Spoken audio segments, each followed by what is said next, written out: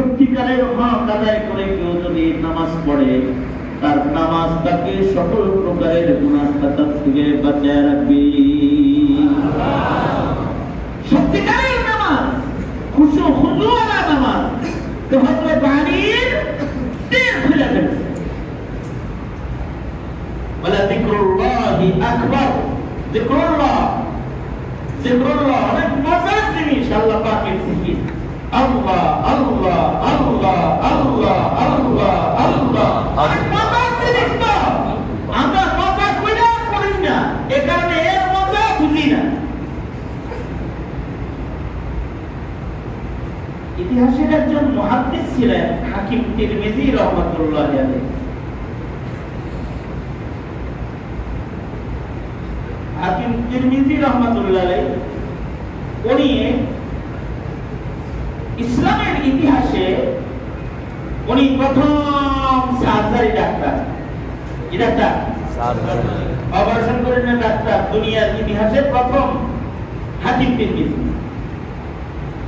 ওই সময় ওই যুগে যখন অপারেশন করা হইতো, তখন ওই যে কি বলে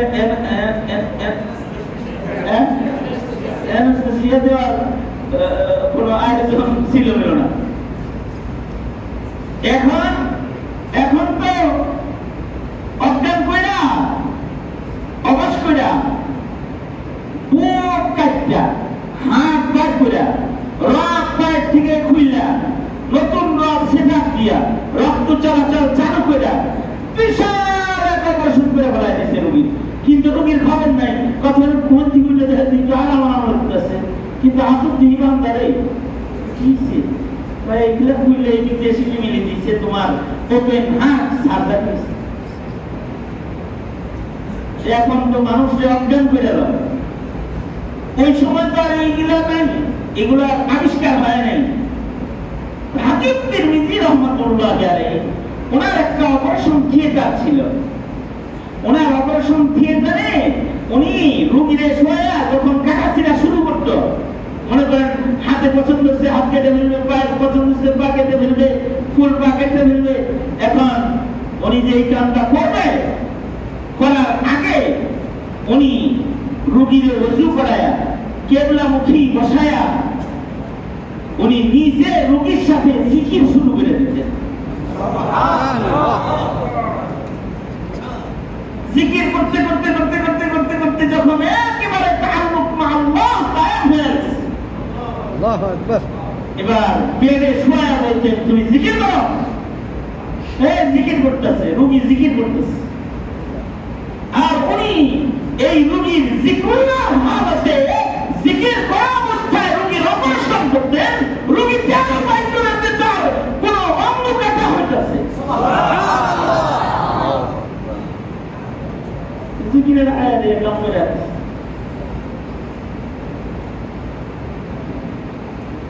যদি কারো আশ্চর্য লাগে কথাটা, তাহলে আসাম টাকার দিয়ে গেলে আসাম চেনেন? আরে এখন ডাক্তার দিয়ে মুসলমানি করায়, আমার আসাম দিয়ে করাইছে। আমার দাদা আমার ফ্যাশন করছে, দাদা পুরা মানুষ উনি তো পাকা হয়ে গেছে, আমি তো দেখতেছি কি হইতেছে। আসামে যখন দেখছে যে আমি দেখি কি হইতেছে, আসামে আমার দিকে তাকাও, হ্যাঁ দিকে তাকাইছি, বিভিন্ন মন্ত্র পড়া শুরু করছে। এই অমুক গেল, অমুক জায়গায় অমুক গেল, অমুক জায়গায় এই হইলো সেই হইলো, তালে তালে তালে তালে কথা পায় বলে দিয়া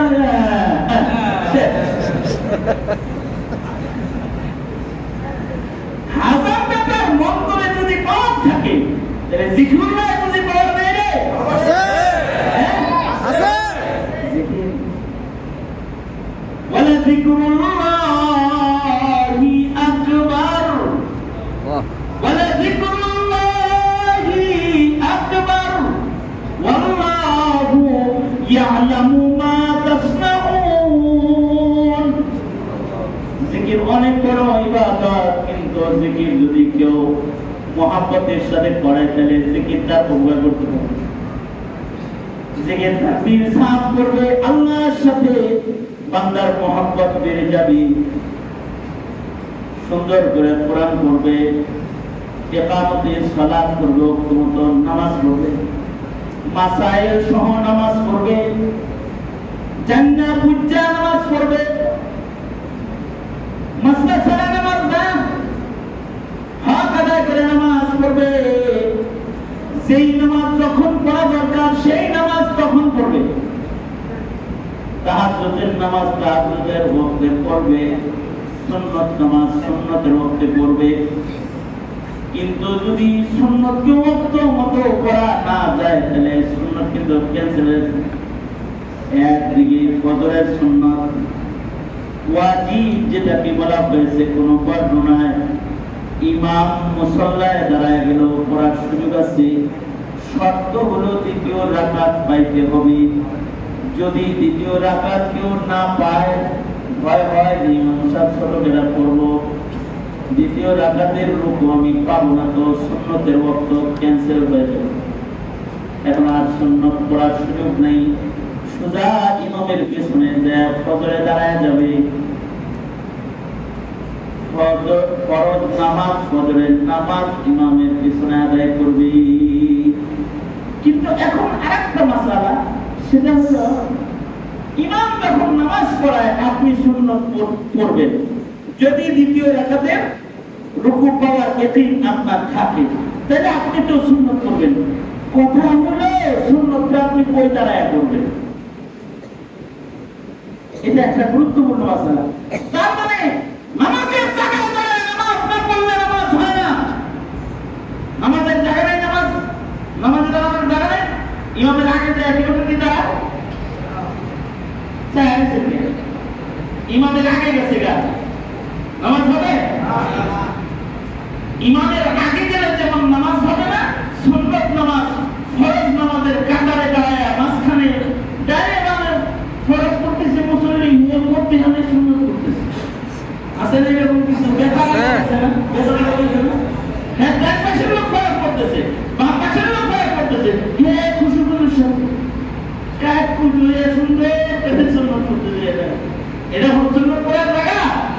হাদিসে আছে ইনতাবাউল মসজিদ, অথবা বারান্দায় যায় নামাজ পড়ো। যদি সুন্নত করতে হয় বারান্দায় যায় পড়ো, ওই দরজার কোনায় এক কোনায় দাঁড়ায় পড়ো, কাতারের ভিতরে দাঁড়ায় না। আচ্ছা, এবার সুন্নত ছুটেই গেছে গা, এবার মাসালা কি? এবার তো ফরজ করে আড়াইছে, সুন্নত ছুটছে না? হ্যাঁ, কিন্তু ফরজ পার করে ঘড়ি দেখে সূর্য উঠতে আরো 20 মিনিট বাকি। এবার কি করবে? সুন্নতটা 20 মিনিটে সুন্দর করে পড়ে ফেলবে, তাই না? না কোন না কে সাহস করে জোরে করে বল না, কারণ 2 ওয়াক্তে নামাজ সুন্নত কবর নাই। আসর থেকে মাগরিব আর ফজরের জামাত থেকে সূর্য উদয়, এই দুইটা দেখে নাই কোন নামাজ নাই, এই দুইটা নামাজ নাই। আসরের পরে কেউ যদি নফল পড়ে নামাজ হবে জোরে বলেন হবে? আসর থেকে মাগরিব পর্যন্ত এত সুন্দর একটা সময় নামাজ পড়ি, আসর থেকে মাগরিব পর্যন্ত কোনো নামাজ নেই। যেমন ফজরের জামাত শেষ হয়ে গেলে ফজর থেকে সূর্য উদয় পর্যন্ত কোনো নামাজ নেই। এই সময় কোনো নামাজের ইবাদত নাই, এই সময় তিলাওয়াতের ইবাদত, এই সময় জিকিরের ইবাদত, এই সময় তওয়াফের ইবাদত, এই সময় আর কোনো নামাজ নাই। নামাজ সূর্য উদয়ের পরে পড়া যাবে। কেউ যদি সুন্নত পড়ার জন্য এই সময়কে গ্রহণ করে তার সুন্নত নফলের সওয়াব সে পাবে না। অবশ্য কেউ যদি সূর্য উদয়ের পরে 2 রাকাত সুন্নত কাজা পড়ে নফলের সওয়াব আমলনামায় জমা হবে। অথবা সূর্য উদয়ের পরে কেউ যদি 2 রাকাত ইশরাকের নামাজ পড়ে, মহান আল্লাহ এই 2 রাকাত নামাজের বদলায় তাকে হজ্জে বাইতুল্লাহ ও উমরার সওয়াব আল্লাহ তাআলা তাকে দান করবে। এখন যদি আরো 2 রাকাত পড়ে তাইলে তার সারা দিনের সকল হাজাত পূরণ করার জিম্মাদার কে হয়ে যাবে? 2 রাকাত নামাজ সময় মতো পড়লেই কত দাম। সুতরাং ইকামতের সালাত নামাজ শুদ্ধ করে পড়া, ওয়াক্ত মতো পড়া, মাসআলা মতো পড়া। কেউ কেউ আছে 40 বছর যাবত নামাজ পড়ে কিন্তু এখনো পর্যন্ত নামাজের 2 রাকাত নামাজের মাসআলাগুলো ঠিক করে নাই। তার নামাজ বাদ করছে সে 40 বছরের নামাজ। কেন? আলসি ভাঙ্গা নামাজের কয়টা সূরা কালাম দোয়া কালাম মুখস্থ করে নিলেই তো হয়। কিছু মুসল্লি আছে 30 বছর যাবত নামাজ পড়ে এখনো পর্যন্ত সূরা ইখলাস, সূরা কাউসার এইগুলো মুখস্থ করে নেই। মহান আল্লাহ আমাদের উপরে কত বড় দয়া মায়া করছে। চিন্তা করছেন কখনো যে কোরআন শরীফটা বুঝায় আল্লাহ তাআলা সূরাতুল বাকারা দিয়া বলে দেন? বাকারার মধ্যে বড় বড় সূরা দিছে না, এক লাইনের সূরা দিছে, 3 আয়াতের সূরা দিছে। তার মানে হলো একটা মানুষ যদি টোটাল 4টা সূরা মুখস্থ করে সারা জীবনে, কয় সূরা? হ্যাঁ, সারা জীবনে যদি কেউ 4টা সূরা শুদ্ধ করে মুখস্থ করে আর যদি 4 সূরার হক সে তিলাওয়াত করে আদায় করে তাতেও সে বেঁচে যাবে।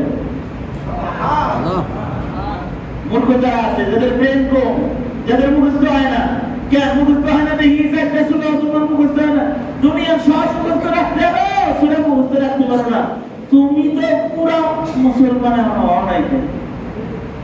দুনিয়ার সব স্মরণ থাকে, 4টা সূরা স্মরণ থাকে না।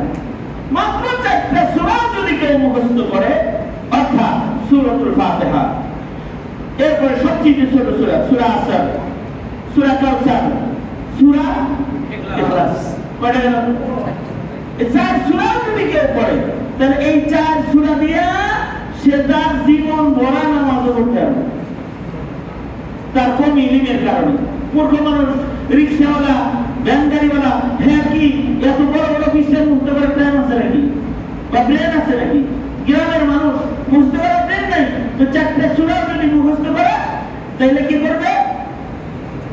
ফরজ নামাজে তো মাত্র 2 রাকাতে সূরা মিলাইতে হয়, সূরা ফাতিহা, এরপরে সূরা মিলাইতে হয় ফরজের কয় রাকাতে? তার মানে ফরজ পড়তে মাত্র কয় সূরা লাগে?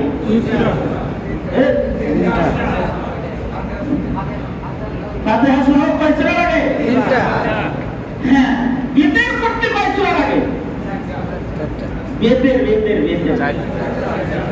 4টা লাগে। সূরা ফাতিহার সাথে কয়টা লাগে? 4টা। আর 3টা লাগে। তো 3টা দিয়ে পড়া ছোট ছোট আছে তো গেল। এখন যদি আপনি নফল অথবা সুন্নত করেন তাহলে নফল সুন্নতের ফিকহি একটা বিধান আছে, সেটা হলো সুফা। প্রথম 2 রাকাত এক সুফা, দ্বিতীয় 2 রাকাত আর এক সুফা। 2 রাকাত নামাজও যদি 4 রাকাত নামাজও যদি আপনি 3 সূরা দিয়ে পড়েন তাহলে বুঝেন নাই কথাটা? অর্থাৎ প্রথম রাকাতে সূরা ফাতিহা পড়ছেন আর ইন্নাতানা পড়ছেন, দ্বিতীয় রাকাতে সূরা ফাতিহা পড়ছেন, ইখলাস পড়ছেন, আবার তৃতীয় রাকাতে কি পড়ছেন? সূরা ফাতিহা পড়ছেন, ইন্নাতানা পড়ছেন, চতুর্থ রাকাতে কি পড়ছেন? সূরা ফাতিহা পড়ছেন, ইখলাস পড়ছেন। যা বলবি ইসলাম কঠিন, তুই ইসলামকে চিনিস না, বুঝিস না, শিখিস না, তুই একটা অলসতার কথা। দিন তো সহজ, দিনকে আল্লাহ তাআলা কঠিন করে নাই, তুমি দিনকে কঠিন মনে করো আর ইহুদি নাসারাদের মতবাদকে সহজ মনে করো না। ঠিক, দিন তো আল্লাহ পাক বান্দার জন্য সহজ করে পাঠাইছেন। এরপরে আরো কত সুসংবাদ। কেউ যদি সূরাতুল ইখলাস একবার